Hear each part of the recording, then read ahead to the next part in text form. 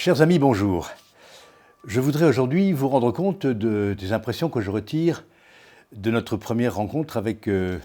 Geffray, ministre de l'Éducation nationale, qui a été auditionné par la Commission la semaine dernière.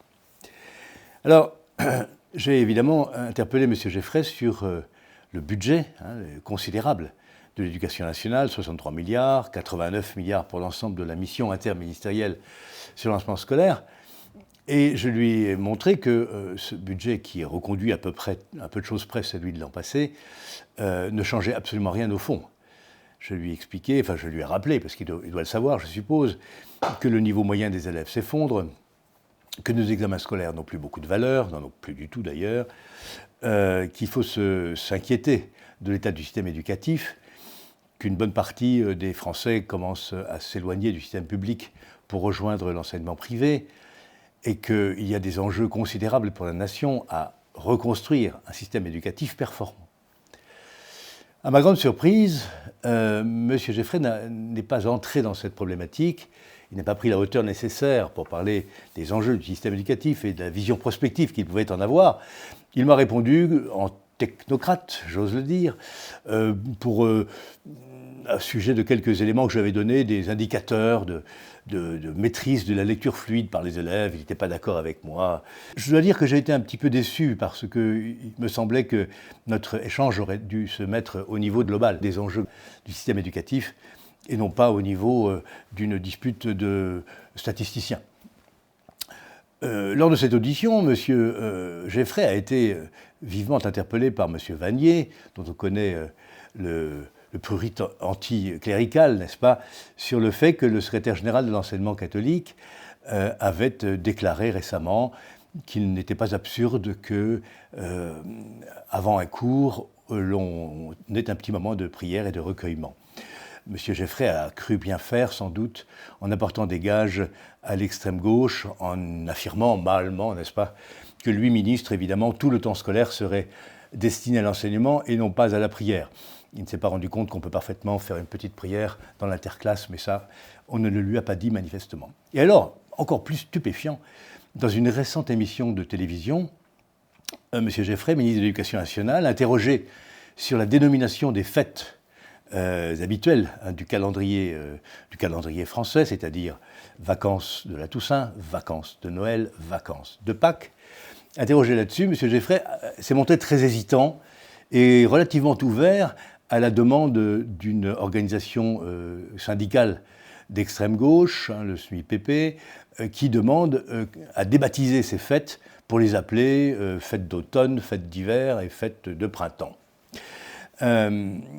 Sur ces entrefaites, Luc Ferry, ancien ministre de l'Éducation nationale et grand philosophe, bien entendu, sur une autre chaîne d'information, s'est élevé avec une certaine véhémence contre les hésitations dont le ministre faisait état. Il l'a même assez rudement traité de lâche imbécile, ce que je ne me permettrai pas de reprendre à mon compte, mais enfin, c'est vous montrer quand même le niveau d'indignation que suscite de la part d'un ministre de l'Éducation nationale une hésitation sur le fait que la dénomination des fêtes en France est un fait historique qui n'a rien à voir avec la laïcité, c'est un fait civilisationnel, voilà. À Noël, c'est Noël, voilà. Et Pâques, c'est Pâques, que l'on soit chrétien ou pas, n'est-ce pas? Et donc, ceci, je voulais vous le dire parce que ça me laisse une impression plus que mitigée sur le sens politique de M. Geffray.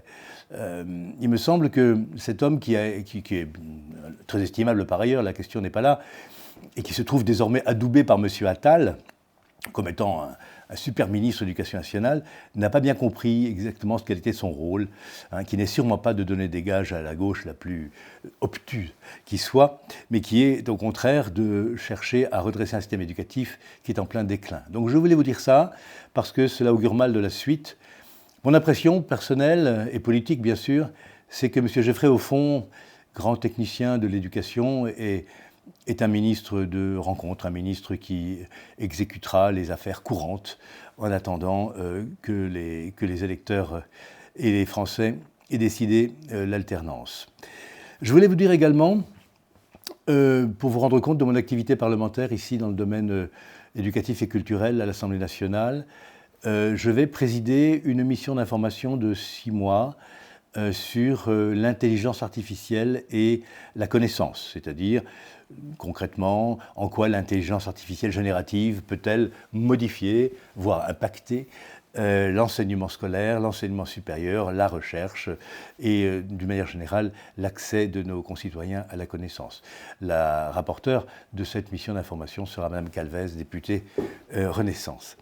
Un dernier point tout de même d'information, je suis également commissaire enquêteur d'une commission d'enquête sur la neutralité du service public de l'audiovisuel et je vous rendrai compte évidemment de ce sujet très très important puisqu'il s'agit tout de même de la neutralité des services publics dont les agents sont payés avec l'argent public et dont nous pensons qu'ils ne respectent pas l'obligation de neutralité des services publics.